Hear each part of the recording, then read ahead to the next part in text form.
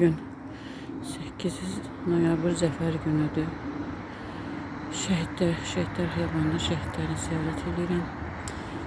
İnkişafa dəstək 2023 İctimai Nəzarət Cəmiyyətinin Kürdəmir rayon təşkilatının sədri Seyidova Vəfa. Bugün şəhidlər xiyabanında şəhidlərimizi ziyarət edirəm. Allah cəmi şəhidlərimizin yeri cənnət, ruhu şad olsun. Bugün onların zəfər günüdür. Allah cəmi şəhidlərin yeri cənnət olsun, ruhu şad olsun.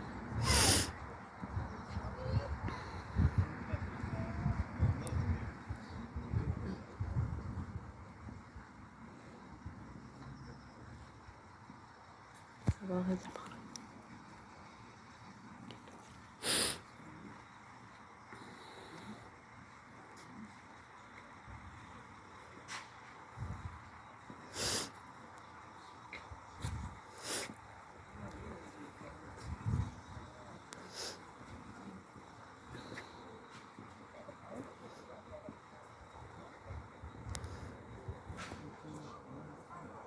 Böyle bu yüzden foto çektireceğim ama buradan hamısını çekerim.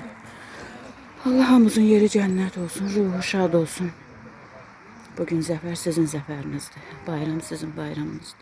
Ama onu canı bahasına, kanı bahasına aldınız bu zəfəri. Allah hamımızın yeri cənnət, ruhu şad olsun. Allah şəhidlərimizin hamısının yeri cənnət olsun. Ailələrinə, ata-anasına, bacı qardaşlarına səbir dözüm versin. Amin.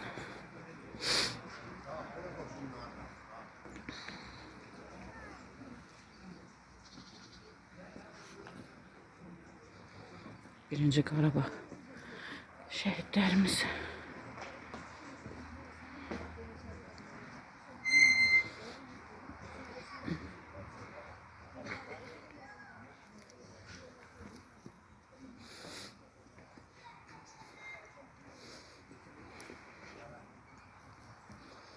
Bu da 44 günlük şəhidlərimiz.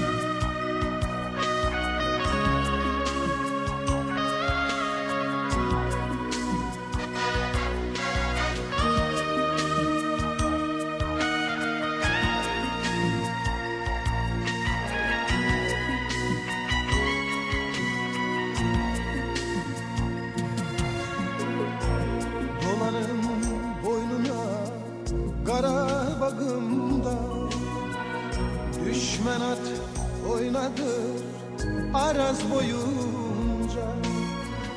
Qəlbim qan ağlayır bu gənc yaşımda.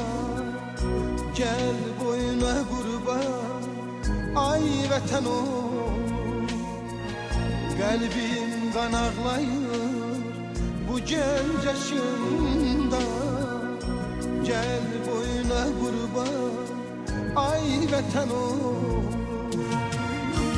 Şuşa yaylağını siz duman aldı. Kar bülbülünün gözleri doldu. Topxana meşesi saçını yoldu. Merve Həkim, baş leytenant Ənvərli Akşin Qayğıoğlu'nun 5. il anı mərasimi geçmiştir. İlk önce şehidimizin atası Bayqatiya, anası Dilruba Mərəm, qardaşı Rəşad Bacılağa bacıya ve bütün sevdiklerine Yüce Allah'tan səbirlər diləyirik.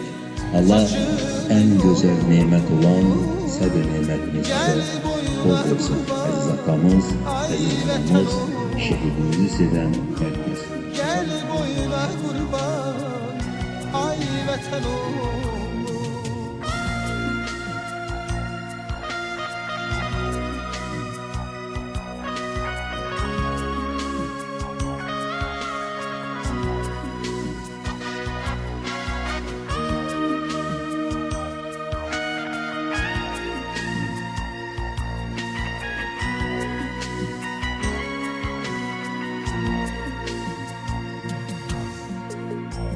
Dövran başımıza neler edilir. Gel boyuna kurban ay vətən olur. Göycəm Zəngəzur elden gedilir. Gel boyuna kurban ay vətən olur. Göycəm Zəngəzur elden gedidir. Gel boyuna kurban ay vətən olur. Şuşa yaylağını siz duman aldı. Har bülbülün gözleri doldu. Topkana meşesi saçını yoldu. Gel boyuna kurban ay vətən olur. Şuşa yaylağını siz duman aldı. Kar bülbülünün gözleri doldu. Topkana meşesi saçını yoldu. Gel boyuna kurban ay vətən olur.